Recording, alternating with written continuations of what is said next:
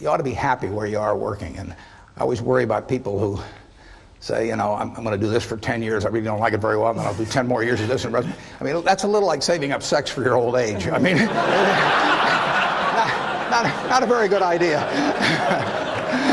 When I started Microsoft, I didn't think of it as all that risky. You've always got a job with me, Bill. And the thing that was scary to me wasn't quitting and starting the company. It was when I started hiring my friends, and they expected to be paid.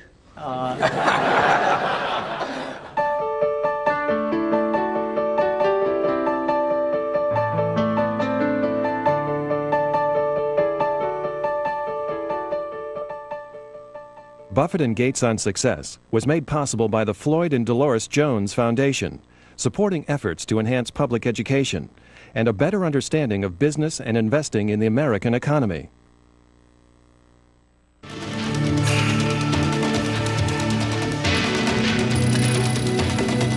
This program is brought to you by the NASDAQ stock market. Timely investment information is available at NASDAQ.com. And by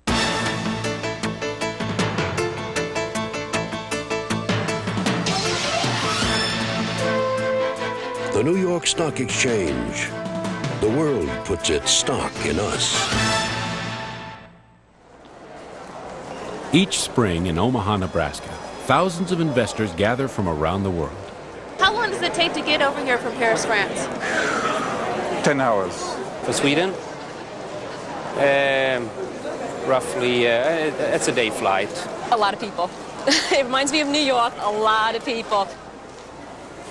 They come for the annual shareholders meeting of an investment company, Berkshire Hathaway. Many come just for a chance to meet Berkshire's legendary chairman, Warren Buffett. Obviously, when the stock goes up a lot, it creates interest. During the past 4 decades, Buffett's uncanny success in picking stocks has made big money for Berkshire shareholders, including Buffett himself. His net worth is estimated at more than $30 billion. One highlight of the annual meeting is Berkshire Hathaway Day at an Omaha Royals baseball game. Buffett throws out the first pitch. Books analyzing Buffett's investment philosophy have acclaimed him the world's greatest investor. But he's made his fortune in companies well known to all. Companies such as Coca-Cola, Gillette, and Dairy Queen. He avoids anything high-tech. So how long have you been using the computer? Yet one of Buffett's good friends is Bill Gates. Microsoft's co-founder and CEO is 26 years younger. His enormous success has come from a technological revolution that he has done much to pioneer and popularize. Gates started Microsoft with his high school friend Paul Allen when Gates was still in his teens. Their investment, $1,500. Ski jumping. The ski jumping, that's pretty exciting, isn't it? Today, Microsoft's annual sales exceed $14 billion. It is the world's leading developer of software for the personal computer. And Gates is the PC's globe-trotting evangelist, celebrating its many benefits. Am I going to have time to get everybody? Okay. Success has made Bill Gates the world's wealthiest and perhaps most famous entrepreneur. It also has made Microsoft a target of controversy. The popularity of its Windows software has brought legal challenges from government antitrust regulators.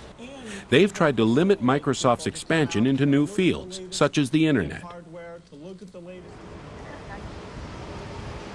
Bill Gates and Warren Buffett share a restless curiosity and fascination with the future.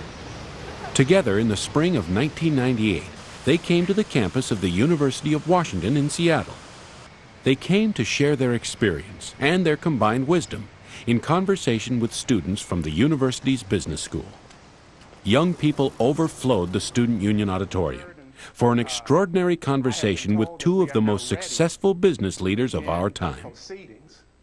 So please join me in giving a University of Washington Business School welcome to Bill Gates and to Warren Buffett.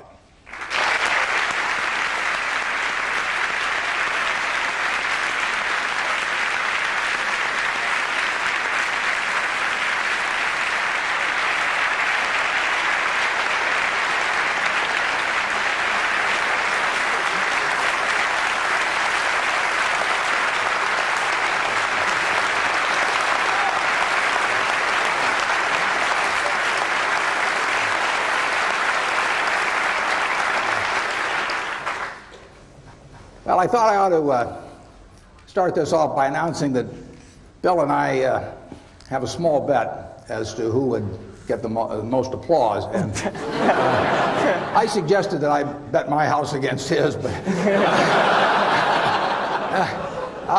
we settled on a small sum. But evidently, it isn't so small to Bill because just before we came out, he gave me this Nebraska Cornhusker shirt to wear, and he puts on this purple shirt.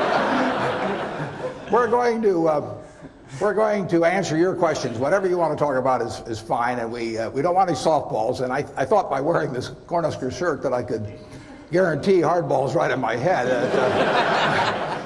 When we went to the game last year, about halfway through the first quarter, Bill said, "What's that big N stand for on those guys of yours?" I said, "Bill," I said, "what the hell?" I said, "It's knowledge."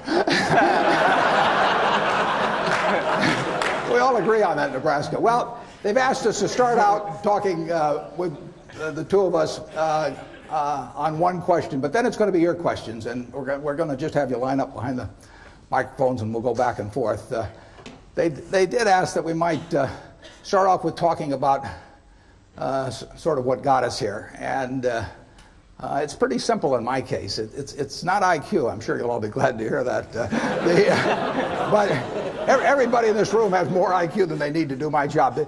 The big thing is rationality. And in other words, I always look at IQ and talent as sort of representing the horsepower of the motor. But then in terms of the output, the efficiency with which the motor works, that depends on rationality, because a lot of people start out with 400 horsepower motors and get 100 horsepower of output, and it's way better to have a 200 horsepower motor and get it all into output. And so why do smart people do things that interfere with really getting the output they're entitled to? And it gets into habits, into character, into temperament, and it really gets into behaving in a rational manner. It's not getting in your own way.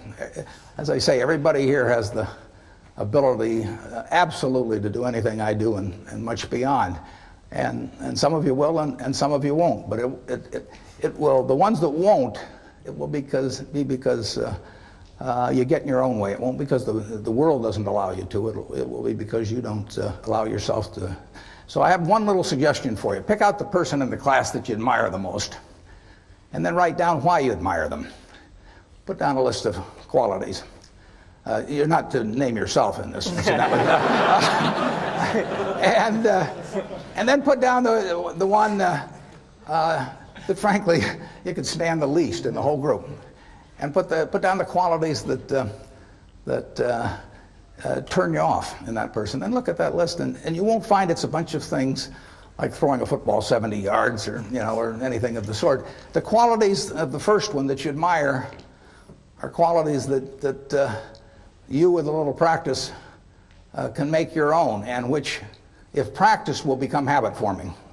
The chains of habit are too light to be felt until they're too heavy to be broken. I mean, my age, I can't change any of my habits. I mean, I'm stuck. But at your age, you will have the habits 20 years from now that you decide to put into practice today. So I just suggest that you look at the habits you admire in others, or the behavior you admire in others, and make those your own habits, and you look at what you really find somewhat reprehensible in others, and just decide, that those are things you're not going to do. Ben Franklin did that a few hundred years ago, and it still works today. And if you do that, you'll find that you convert all your horsepower into output. So with that sermon, I'll let Bill give you another one, and then we'll get into your questions.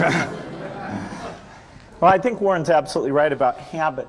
I was lucky enough when I was quite young to have an exposure to computers, which were very expensive and kind of limited in what they could do, but still fascinating. And some friends and I really talked about that and decided that they would change because of a miracle technology of chips into something that everybody could take advantage of. And we really thought writing software was a neat thing. We hired our friends who wrote software. We thought about what the potentials were and really didn't see any limit. And so that vision of getting our friends together, getting them to work as a team, really seeing what kind of tool this could be, a tool of what we talked about as the information age, where the key thing is magnifying your brain power instead of just your muscle power. And by pursuing that with a pretty incredible focus and being there at the very beginning of the industry, we were able to build a company that has played a very central role in what's been a pretty big revolution. Now, fortunately, the revolution is still at the beginning. It was 23 years ago when we started the company, but there's no doubt that taking the habits we formed and sticking with those, which would be hard to change, the next 23 years are going to give us a lot more potential and maybe even get us pretty close to that original vision, which was a computer on every desk and in every home. And that's a fun thing to be involved with. Okay, fire away. I was wondering how you define success personally. Well, I can certainly define happiness because that's what I am. I mean, and if that I mean, I get to do what I like to do every single day of the year, and I get to do it with people I like. And I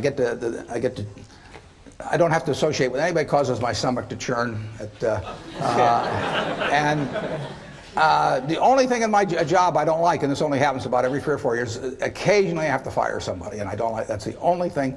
Other than I tap dance to work, and I get down there, and I think I'm supposed to lie on my back and paint the ceiling, or something like Michelangelo. I mean, that's the way I feel, and it doesn't diminish. It's tremendous fun. So, if they say that success is getting what you want and happiness is wanting what you get. Well, I don't know which one applies in this case, but I do know that I wouldn't be doing anything else. I mean, I do advise you, when you go out to work, go to work for an organization that you admire, people you admire, because it'll turn you on, and you ought to be happy where you are working. And I always worry about people who say, I'm going to do this for 10 years. I really don't like it very well, and then I'll do 10 more years of this. I mean, that's a little like saving up sex for your old age. I mean, not a very good idea. So get right in. You would recommend that. Get right into what you enjoy, and you'll be successful at it. You really will. I mean, you won't be able to miss. And that's. I don't regard what I do as the most important thing in the world at all, but it's right for me. I mean, I happen to be wired in a certain way that what I do works in this. If I had to do what Bill does, I mean, it lasts about 10 minutes, and that's true of a lot of things. But luckily, I kind of stumbled into the thing that I do best, and that it's worked out well. Bill? Well, I think that the key point there is you've got to enjoy what you do every day. And for me, that's working with very smart people. It's working on new problems. Every time we think, hey, we've had a little bit of success, we're pretty careful not to dwell on it too much, because the bar gets raised. People's expectations of the products, we've always got customer feedback telling us the machines are too complicated, they're not natural enough. And the competition, the breakthroughs, the research make the field I'm in, I think, the most exciting field there is. There's some other good fields. Biotechnology is a good field because it's changing the world of medicine and health. But the computer industry, in particular software, I think is the most exciting, and I think I have the best job in that business. Don't you think Dairy Queen is more important to the country? You can manage Dairy Queen. Yeah. I'll go and buy the dilly bars. Yeah, well, I'm counting on it. We'll raise the price when you come. Okay. You don't want to get in. I have turned down business deals that were otherwise decent deals because I didn't like the people that I would have to work with. I didn't see any sense pretending it. And to get involved with people that really cause your stomach to churn. I say it's a lot like marrying for money. That it's probably a bad idea under any circumstances, but it's absolutely crazy if you're already rich, right?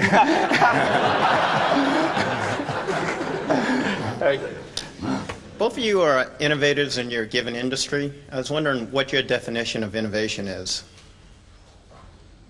Well, I don't do a lot of innovating in what I do. I mean, my job, I really have just two functions in my job. One is to allocate capital, which I enjoy doing, and the second one is to have a group of managers, to keep a group of people, 15 or 20 managers, enthused about what they do when they have no financial need to do it whatsoever. At least 3/4 of the managers we have are rich beyond any possible financial need, and therefore my job is to figure out how to cause them to want to jump out of bed at 6 in the morning and work with all of the enthusiasm they did when they were poor and starting. And if I do those two things, they do the innovation. But Bill innovates now. He can tell you about it. Well, the technology business has a lot of twists and turns, and that's partly why it's such a fun business, is that no company gets to rest on its laurels. IBM was as dominant or more dominant than any company will ever be in technology. That's just not going to happen again. And they had the smartest people, and they had all the customer feedback, and yet they missed a few turns in the road. And so that makes you wake up every day thinking, let's try to make sure today's not the day we miss the turn in the road. Let's find out what's going on in speech recognition. Let's go find out what's going on in artificial intelligence. Let's make sure we're hiring in the kind of people who can pull those things together and make sure we don't get surprised. Sometimes we do get taken by surprise. For example, the internet came along, and we had it sort of as a 5th or 6th priority. It wasn't like somebody said internet to me and I said, oh, I don't know how to spell that. I said, yeah, I got that on my list, I'm okay. But there came a point where we realized it was happening faster, and it was a much deeper phenomena than it had been recognized in our strategy. And so that was a case where, as an act of leadership, I had to create a sense of crisis and have a couple months where we all just threw ideas and sent electronic mail around, went on a bunch of retreats, and then eventually coalesced around a few ideas where we said, okay, here's what we're going to do, here's how we're going to measure ourselves internally, and here's what the world should think, here's what we're going to tell them about what we're going to do. And that kind of crisis is likely to come up every 3 or 4 years or so. Next time it comes up, remember Yogi Berra, Bill. When you reach a fork in the road, take it. Growing up, who were your biggest role models, and what kind of a role did they play in your success? I had great parents, both of whom were involved in lots of interesting activities and would come home and talk to us about the world of business or law or politics or the charitable activities they were involved in. And so that made us, myself, my sisters always thought about, well, what are we going to do out there?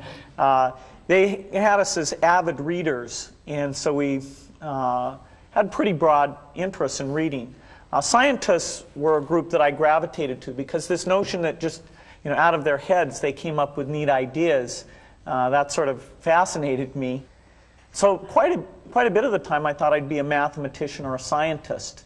It was only when I got to Harvard that I started to think of this sort of all-absorbing hobby I'd had, computer stuff, which I just thought, okay, I got to get rid of this, and decided to do something serious. I started to realize, this is pretty serious, and it's actually more interesting and more impactful than going and trying to come up with a new theory in math or anything else. And so I had that dilemma for a couple of years, but eventually decided that computers really was a great thing to be involved with.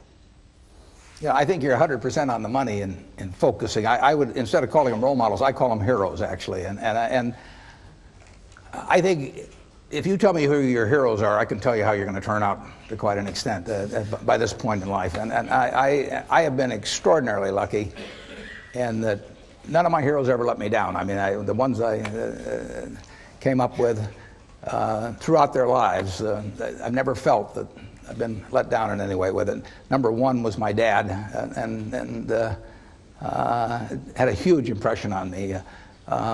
My wife, who is here, is one of my heroes. I mean, she is, in terms of she's taught me a tremendous amount, and never seen anybody any better with human beings than she is. And you can Yogi Berra again said you can observe a lot just by watching.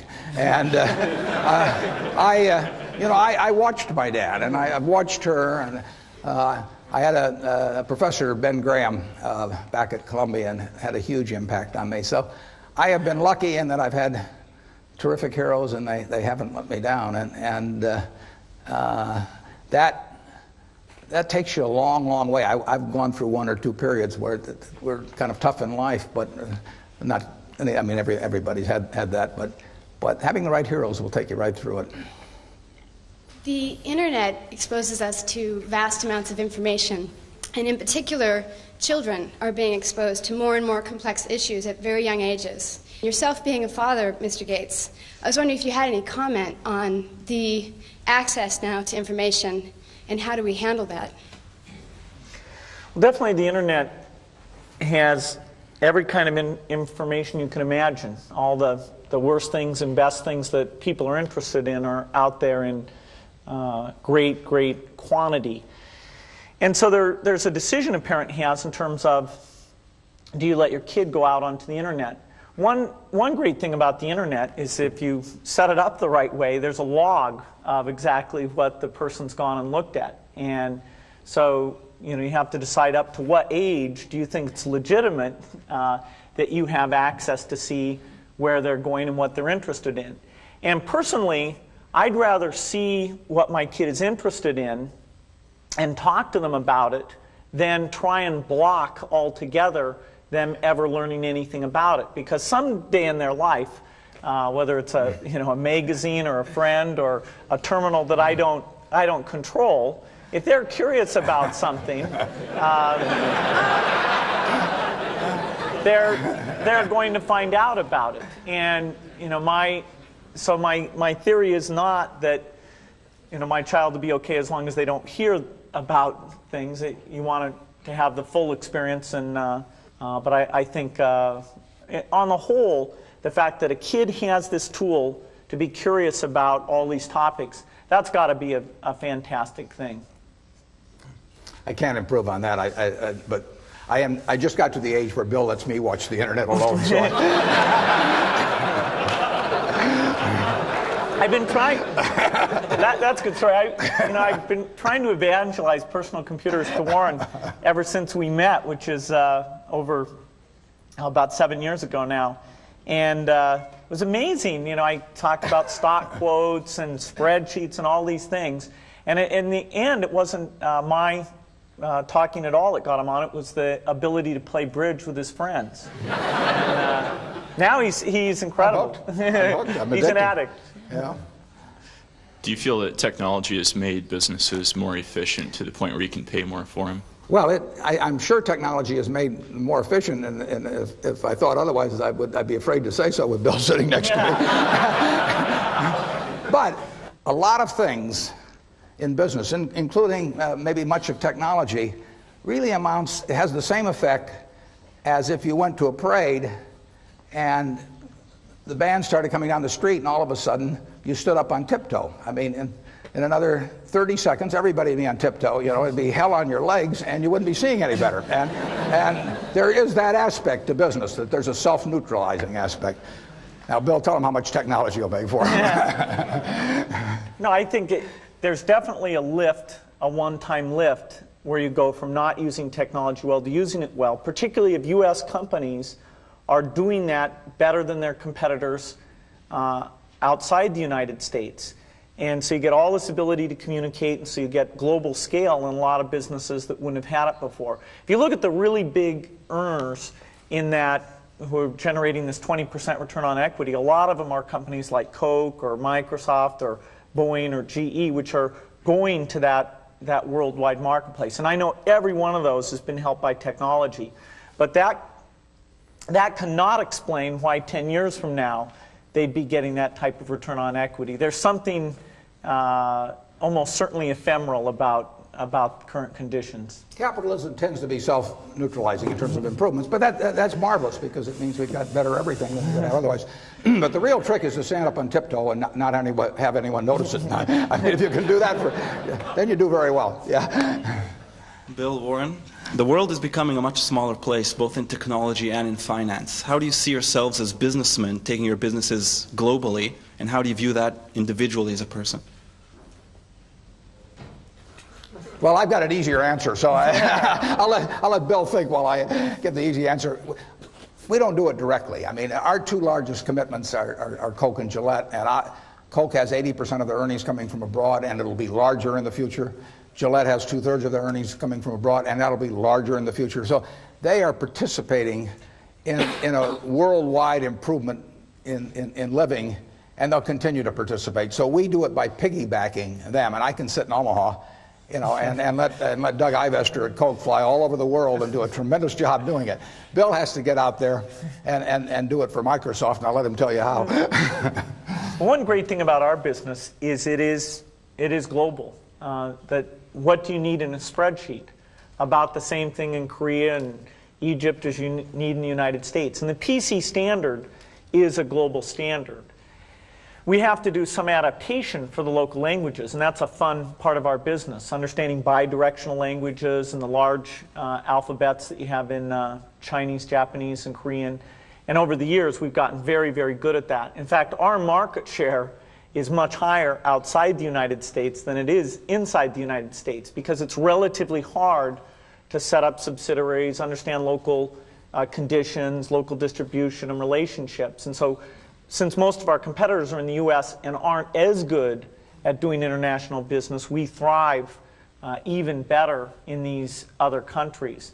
Most of our growth will come from outside the United States. The United States will get to the point where it's largely a replacement market. Most homes and business desktops will have PCs. Now, that doesn't mean they won't replace them, that they won't want better software that can see, listen, and learn. But outside the U.S., we still have that early slope phenomena. So it's very much a global business. When you think about it, many of you are probably too young to remember with clarity. Anyway, 15 years ago, this country almost had an inferiority complex about its ability to compete in the world. And with software and the whole development of the computer, now the rest of the world is looking to us, and Bill has played a big part in that. I mean, he has contributed in a major way to a change in our attitude about this country and the world's attitude about this country.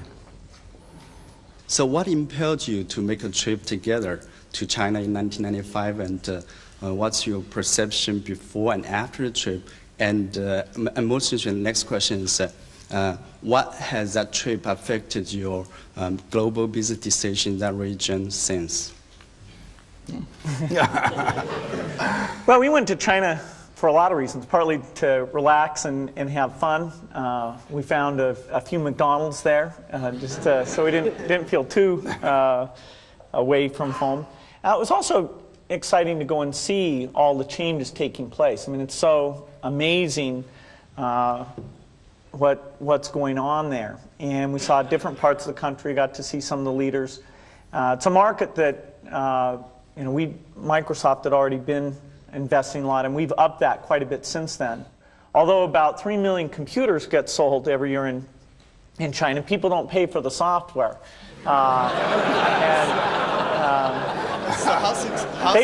They will, though. It's sort of as long as they're going to steal it, we want them to steal ours. They sort of get addicted, and then we somehow figure out how to collect sometime in the next decade. So it's a great place to be involved in, and it was a lot of fun, which was, I guess, the key goal. My family was amazed I went. I'd never traveled more than maybe the outer reaches of the county in Nebraska, and I just went and had a terrific time, and also confirmed my feeling that there were going to be a lot of Coca-Cola sold there in the future.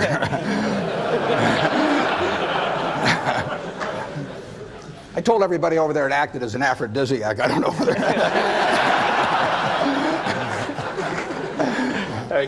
As two of the most successful business people in the country, what role do you see for yourselves in giving back to your respective communities? And how do you use your influence to get others to give back as well?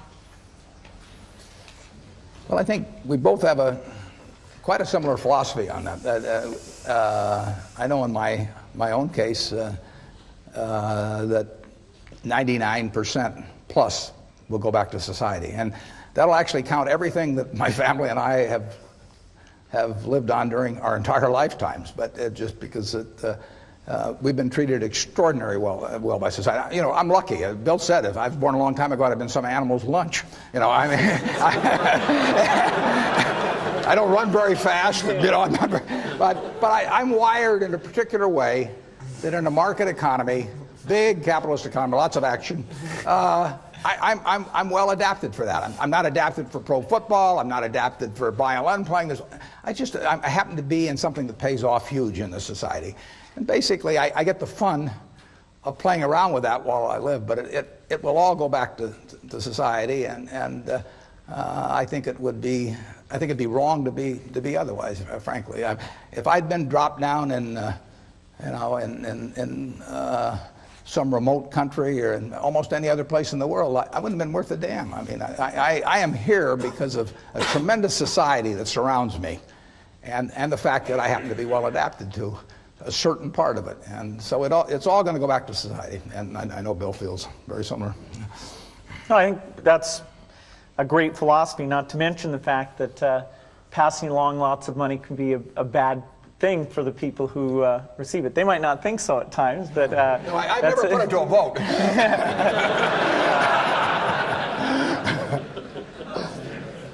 No, I really don't think it's right that frankly, I don't think it's right that the quarterback of the Nebraska football team next year should be the eldest son of the quarterback of 22 years ago. Nor do I think that our Olympic team in 2000 should be chosen as to be from the same family that was on the Olympic team in all the respective sports in 1976.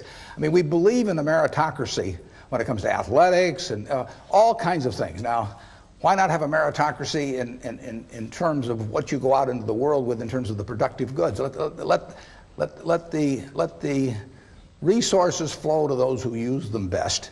But then I think they ought to give it back to society primarily when they get through. I do not believe in a divine right of the womb. I mean, I do not think that that if you select the right womb that you're entitled to do nothing the rest of your life. It doesn't make any sense.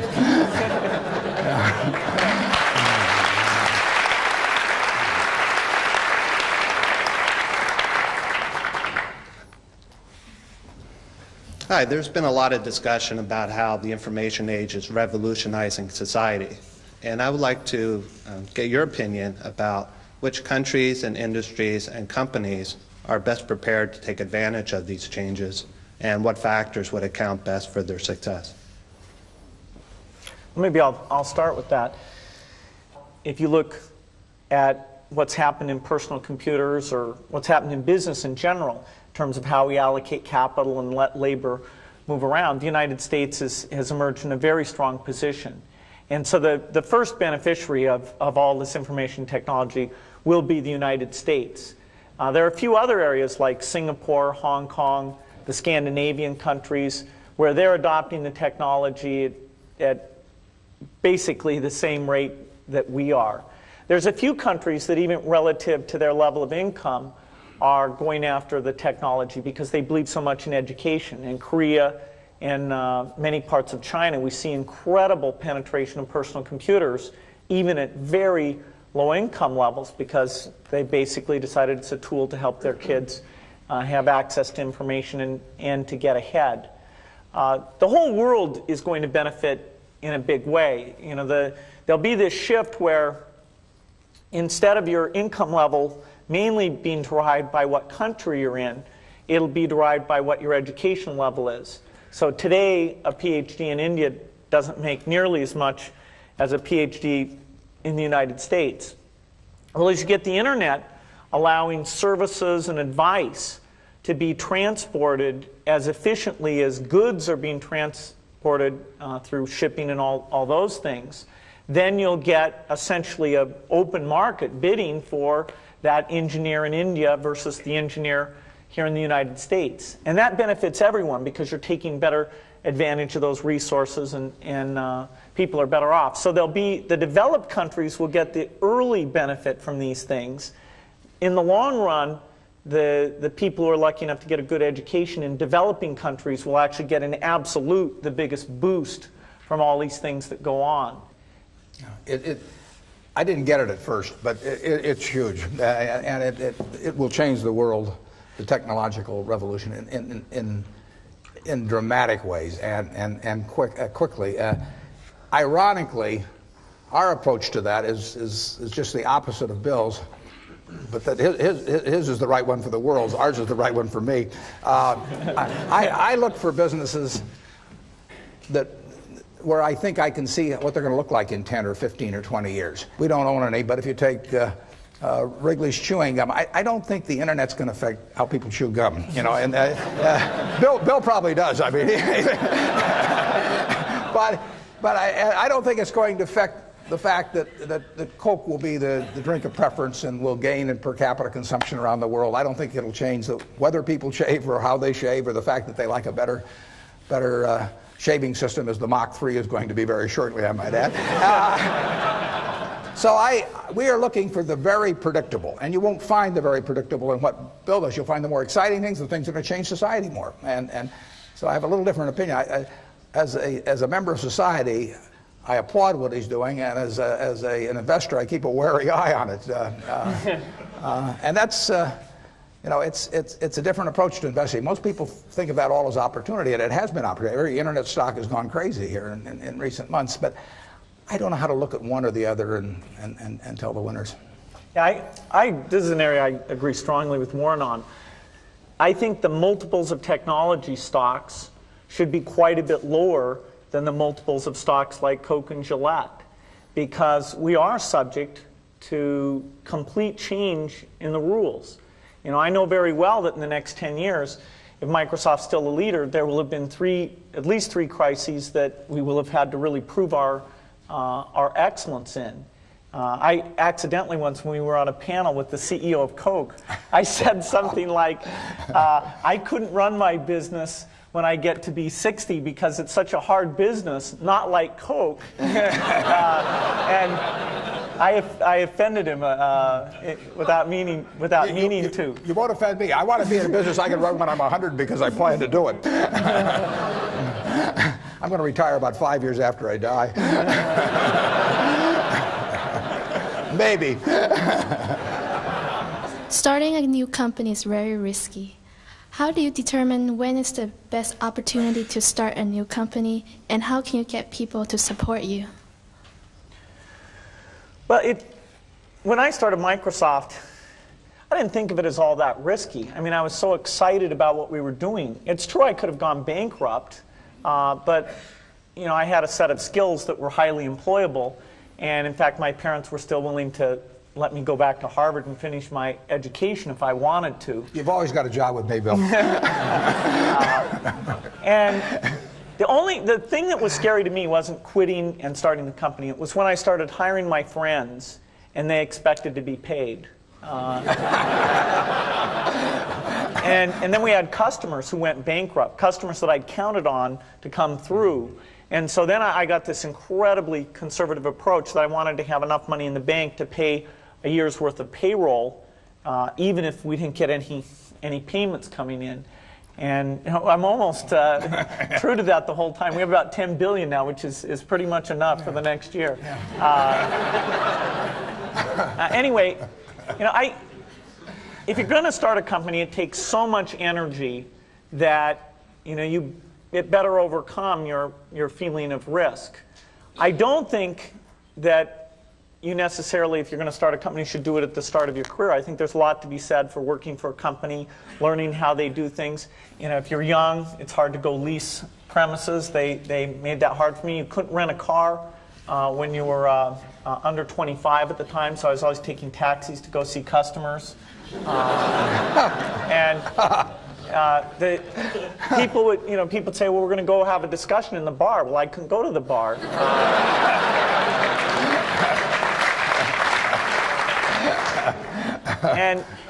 But that's fun, because I'll tell you, when people are first skeptical and they think, oh, this kid doesn't know anything, then when you show them you've really got a good product and you know something, they actually tend to go overboard and they think, whoa, they know a lot. Let's really do an incredible amount with these people. So our youth, at least in this country, was a huge asset for us once we reached a certain threshold. It is hard. It's hard to hire older people because they'll be a little bit conservative about whether they should come and take the risk. And it took 3 or 4 years before we could go out into the normal sort of employment pool. But those problems that come with starting a firm, you better think of those as part of the pleasure, part of the challenge that is part of the excitement. I was curious what each of you felt was the best business decision you'd made throughout your career. The best what? Business decision. I think just jumping in the pool, basically. I mean, I've always enjoyed what I've done, and a few things have worked out very well. And the nice thing about the investment business is that you don't need very many. But you'll see plenty of times when you get chances to do things that just shout at you. And the thing you have to do is when that happens, you have to take a big swing. I mean, that is no time to be reading a book on the theory of diversification. I mean, that is the time to put very significant. When you find something where you know the business, it's within your circle of competence, you understand it, the price is right, the people are right, then you take your thumb out of your mouth and you barrel in. We were talking at breakfast this morning about of all Warren's investments decisions, which was the worst decision? Which it's amazing, and they're tough to find because he's the track record's unbelievable. But we, I think, decided that by some metric, buying the company that his company is named after was probably the worst investment decision.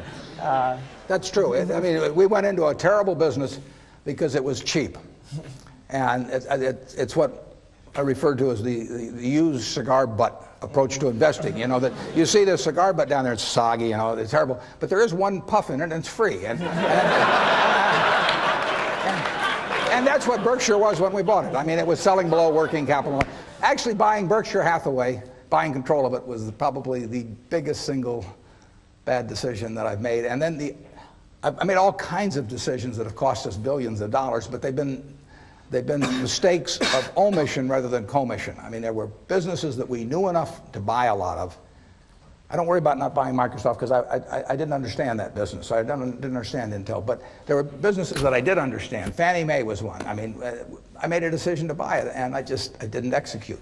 And we would have made many billions of dollars on something that was within my circle of competence, and I didn't do it. And you don't see that. Conventional accounting doesn't record that.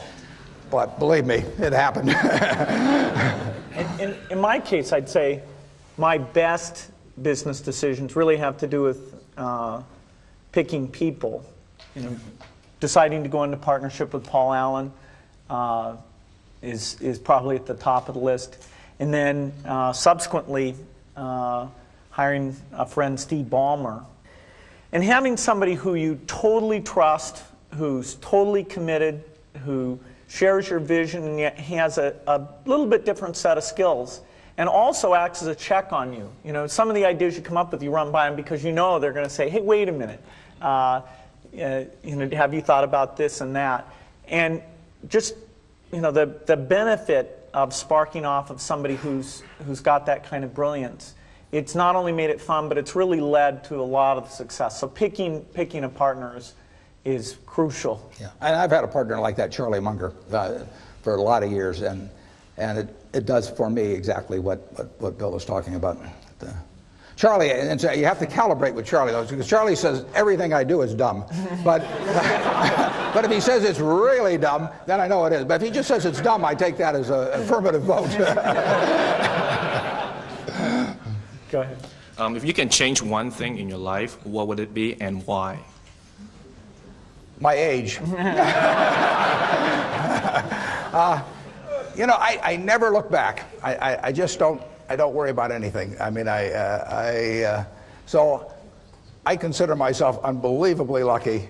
So the idea of saying I could have even been a little luckier if this or that had happened, I could have been a lot better looking, or I could have been a better athlete, or all that stuff. But so what? You play the hand you get.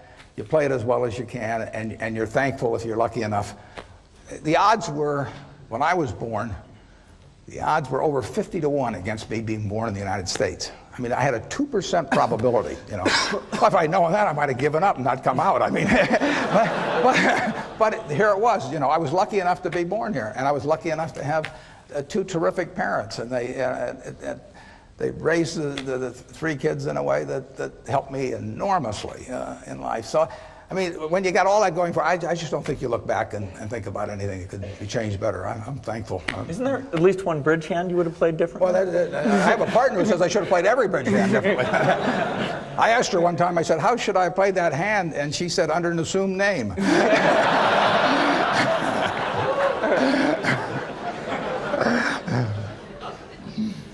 I think the key resource you have to deal with is your time and how you spend time.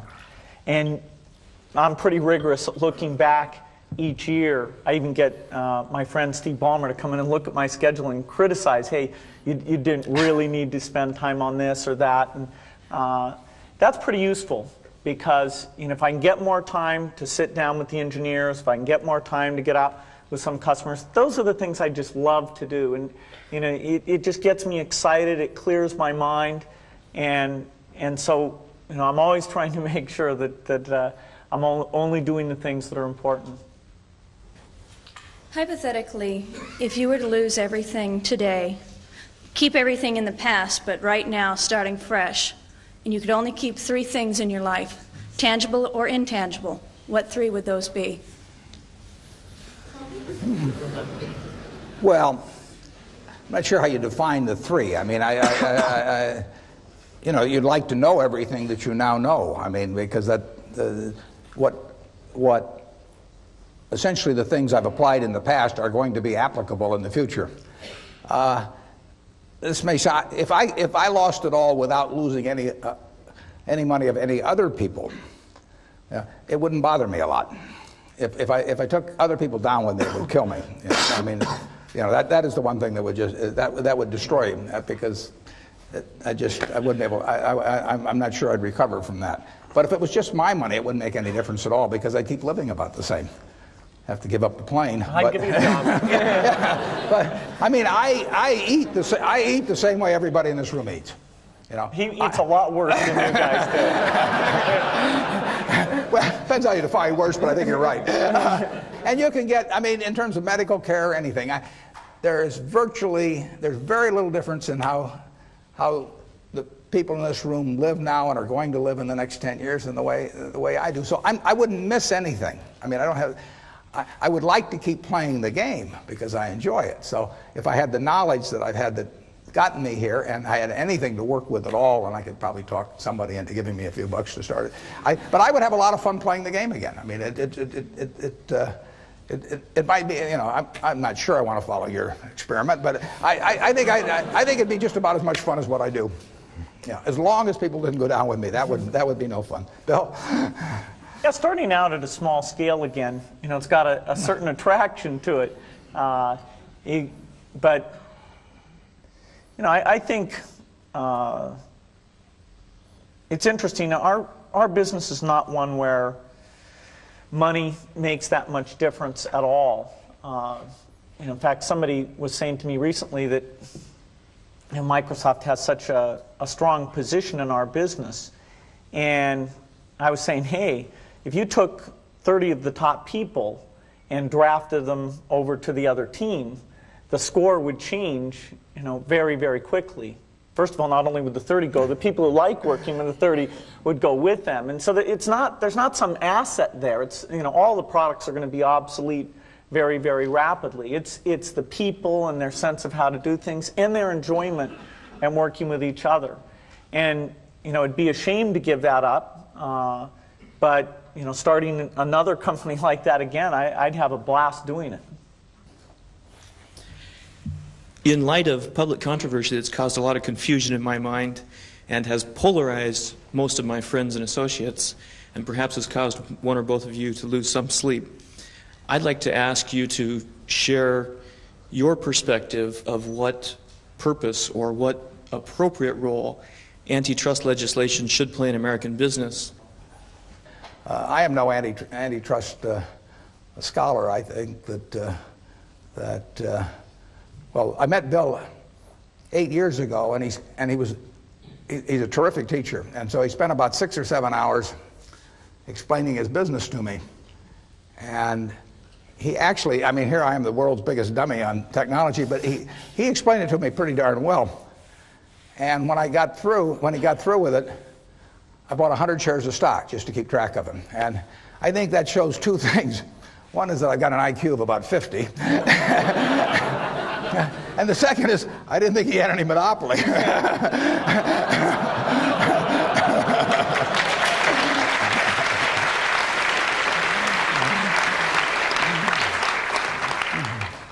Well, the key goal of competition law is to protect consumers and to make sure that new products get created and that those products are very innovative. And you can look in the economy at different sectors and say, you know, where is that happening very well and where is it not happening as rapidly? No matter how you score it, there's no doubt that one sector of the economy would stand out as absolutely the best, and that's the personal computer industry. And so the price of computing before the PC came along was going down at a certain rate. The PC came along and now it's gone down at an incredible rate. The variety and quality of software has also increased at a phenomenal rate. We're absolutely at the peak of that today. The number of new software companies being started, the number of software jobs, the level of investments, the number going public. I mean, it's way beyond even what it was 3 years ago. It's on a big uptake. And so consumers are doing very, very well. And so it is somewhat of a surprise to find ourselves in an antitrust controversy. And, you know, thank goodness for the judiciary, which is an environment where facts are tested in an appropriate way and people can see, you know, has the competition worked in the way it should? Has it been beneficial to consumers? And there's no doubt in our mind where that's going to come out. It seems to a lot of people that in both your companies, the success is driven by your enthusiasm and your leadership skills. How do you see your organizations in the post-Buffett and post-Gates era, and how do you prepare your companies for that period? Well, your assumption is wrong, because I will keep working until about 5 years after I die, and I've given the directors a Ouija board, and they'll be in touch. But at the Ouija board it doesn't work. We have outstanding people that can do what I do. And we've got the people identified to do that, and the board of directors of Berkshire knows who they are. And in fact, I've got a letter. I've already sent out a letter that tells what should be done, and I've got another letter that's addressed, which will go out at the time, and it starts out, "Yesterday I died," and then it just tells what the plan for the company is, and it's all taken care of. It's all written. I put down at the bottom of it, I put "dictated but not read."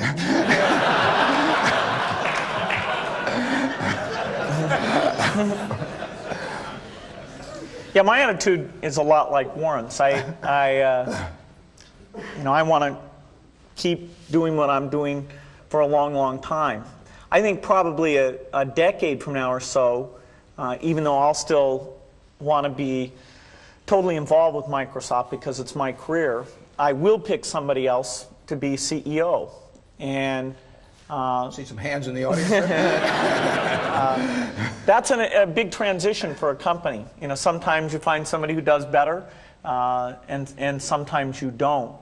And no, I actually am interested in people who want the job. It's got some fun parts to it.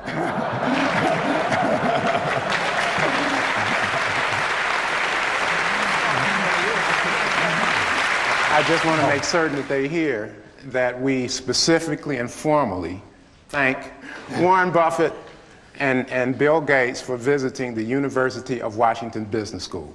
And please show them your appreciation as I show them out of the auditorium. Thanks again.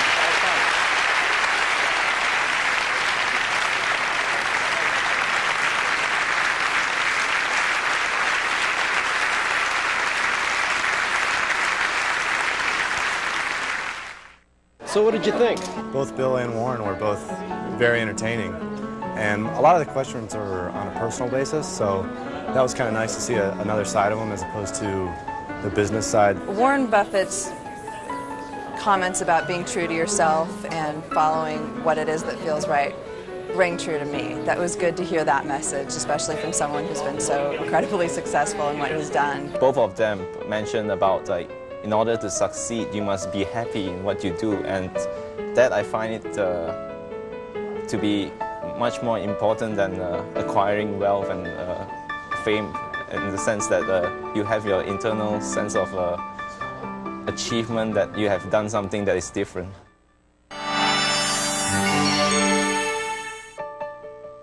Buffett and Gates on Success was made possible by the Floyd and Dolores Jones Foundation, supporting efforts to enhance public education and a better understanding of business and investing in the American economy.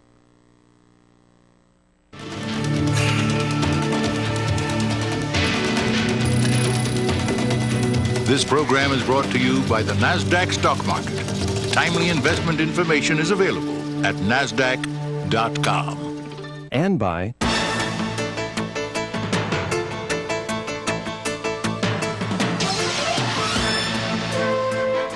the New York Stock Exchange. The world puts its stock in us. To order video cassettes and the transcript of Buffett and Gates on Success, please call KCTS at 1-800-937-5387.